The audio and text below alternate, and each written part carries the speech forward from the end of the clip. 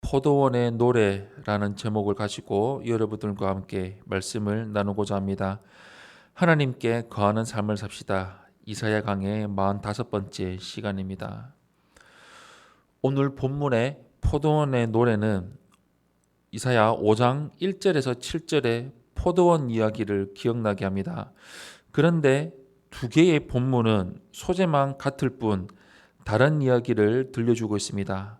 최상급 포도나무가 들포도를 맺자 주인이 포도원을 파괴했다는 5장의 내용과는 다르게 이사야 선지자는 포도원의 변화와 회복에 대해서 예언을 하고 있습니다.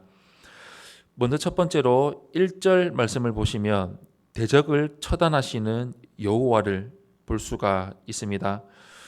오늘 본문 1절 말씀 우리 한 목소리로 합독하겠습니다. 시작.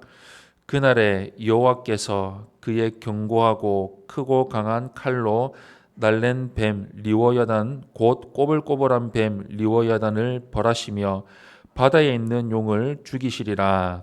아멘. 리워야단은 물에 사는 괴물로 시편 74편 14절에서는 애굽을 상징하고 욥기 3장 8절에서는 창조 질서를 어지럽히는 괴물로 등장합니다. 오늘 본문에서는 이사야는 하나님을 대적하는 미지의 대상을 가리켜서 리워야단이라고 명명합니다. 리워야단은 혼돈과 파괴를 일삼으며 하나님을 대적하는 생물로서 결국은 하나님에 의해서 처단당하게 될 생물체입니다. 하나님은 이 대적을 처단하심으로써 창조 질서를 보존하실 것입니다. 성경은 아주 분명하고 단호하게 하나님을 대적하는 세력이 있으며 그 세력은 이미 패배했다는 것을 기록하고 있습니다.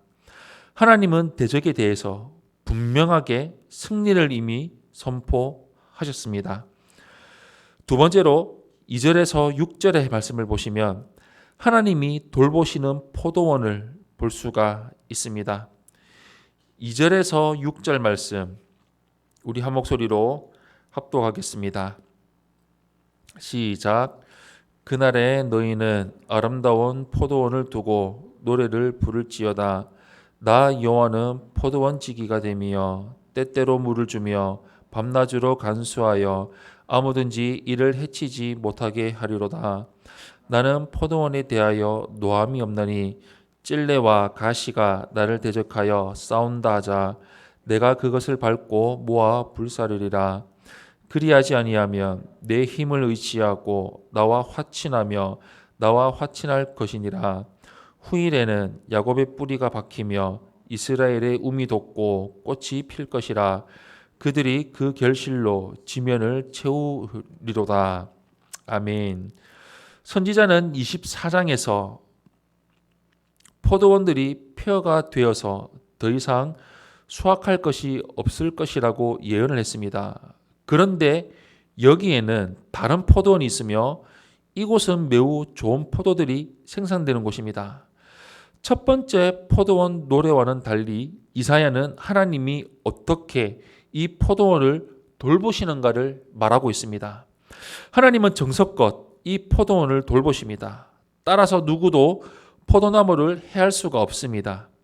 하나님은 이 포도원에 대해서 분노할 것이 없다고 선언을 하고 있습니다.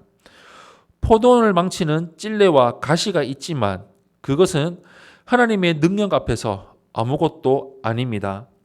하나님은 그런 하찮은 존재라도 하나님께 나아오면 화친하겠다고 말씀하십니다. 하나님의 포도원을 해치고 하나님을 대적하는 존재라 할지라도 하나님께 나아오면 화친을 맺어주겠다고 약속을 하십니다. 선지자의 두 번째 포도원 이야기는 은혜로 가득 차 있습니다. 하나님이 포도원을 돌보신 결과 포도나무는 뿌리를 내리고 움이 돋으며 꽃을 피워 결국에는 수많은 결실을 맺게 될 것입니다. 마지막 세 번째로 7절에서 13절의 말씀을 보시면 백성을 하나하나 모으시는 하나님을 볼 수 있습니다. 오늘 본문 7절에서 13절 말씀 우리 한 목소리로 합독하겠습니다. 시작. 주께서 그 백성을 치셨던들 그 백성을 친자들을 치심과 같았겠으며 백성이 죽임을 당하였던들 백성을 죽인 자가 죽임을 당함과 같았겠느냐. 주께서 백성을 적당하게 견책하사 쫓아내실 때에 동풍 부는 날에 폭풍으로 그들을 옮기셨느니라.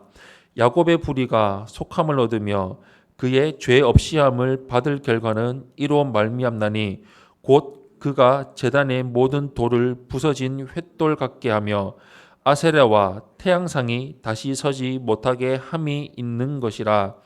대저 견고한 성읍은 적막하고 거처가 황무하며 버림받아 광야와 같은즉 송아지가 거기에서 먹고 거기에 누우며 그 나무 가지를 먹어 없이 하리라. 가지가 마르면 꺾이나니 여인들이 와서 그것을 불사를 것이라. 백성이 지각이 없으므로 그들을 지으신 이가 불쌍히 여기지 아니하시며 그들을 조성하신 이가 은혜를 베풀지 아니하시리라.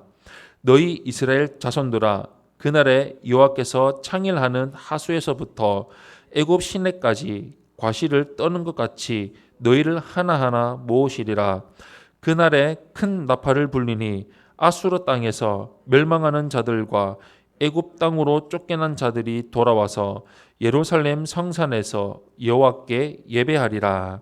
아멘. 하나님이 이스라엘에게 분노하셨던 것은 분명하신 그 결과 그들을 멸망시키려 하신 것은 아닙니다. 하나님은 이스라엘을 징계하셨지만 그것은 다른 민족들을 다루시는 방식과 분명히 달랐습니다. 이스라엘을 향한 심판은 처벌과 멸망을 위한 것이 아니라 교훈과 회복을 위한 것이었습니다. 이스라엘에 대한 징계를 마치면 하나님은 징계의 수단으로 사용된 이방 민족들을 처단하실 것입니다. 하나님이 이스라엘을 징계하시는 방법은 그들을 멸망시키는 것이 아니라 흩으시는 것입니다. 하나님을 떠나고 언약 백성다운 모습을 잃어버린 이스라엘을 하나님은 약속의 땅에서 쫓아내시고 시간이 흐른 뒤에 다시 돌아오게 하는 방법으로 징계하십니다. 따라서 이 예언의 마지막 약속은 결국 그들을 하나하나 모아서 온전히 회복시키실 것입니다. 하나님은 언약 백성이 돌아와서 예루살렘 성산에서 예배하는 그날이 반드시 올 것이라고 약속해 주십니다. 사랑하는 성도 여러분, 오늘 본문에서 하나님은 포도나무를 찍어버리고 태워버리지 않으시고 지극한 정성으로 돌보고 가꾸십니다. 우리는 하나님이 내리시는 징계를 통해서 교훈을 얻어야 합니다. 회복의 때를 기다리며 인내해야 합니다. 돌아오게 하시는 하나님의 은혜, 나 한 사람을 기억하고 불러주시는 하나님의 은혜는 오늘도 우리의 삶 속에서 진행되고 있습니다. 우리 평생토록 하나님의 은혜를 붙들고 그 은혜에 감사하며 살아가는 성도님들이 되시기를 예수님 이름으로 축원합니다. 아멘.